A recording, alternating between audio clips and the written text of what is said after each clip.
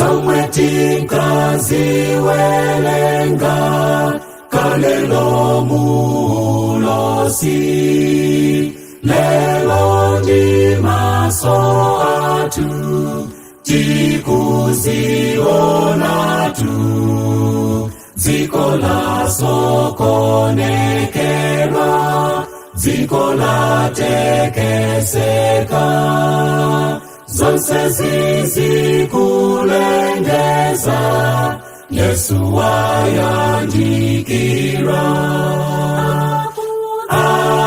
Akuza, haleluya, akubwera, Yesu yo, yemwe timudikira, konza mtima wako mbale, zapeze wakonzeka, kweza maso kumwambako, akuza mfumu yatu.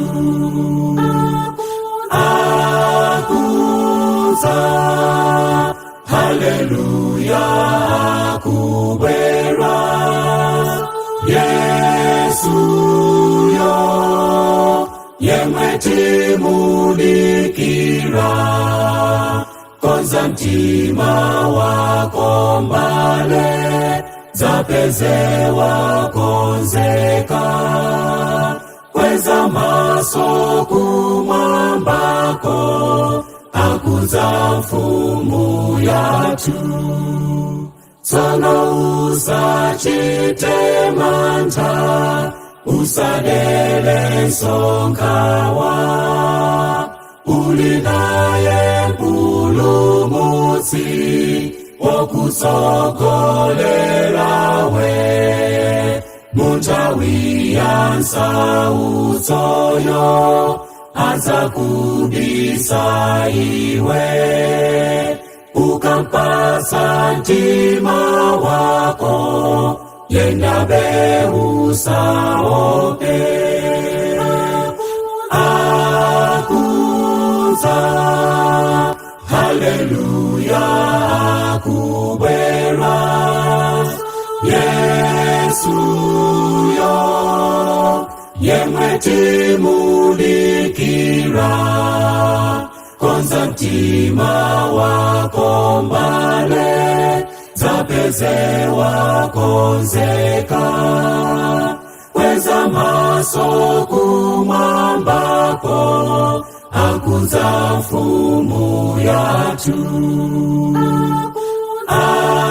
Akuza, haleluya, akubwera, Yesu yo, yemwe timudikira, konza mtima wako mbale, zapeze wakonzeka, kweza maso kumwambako, akuza mfumu yatu.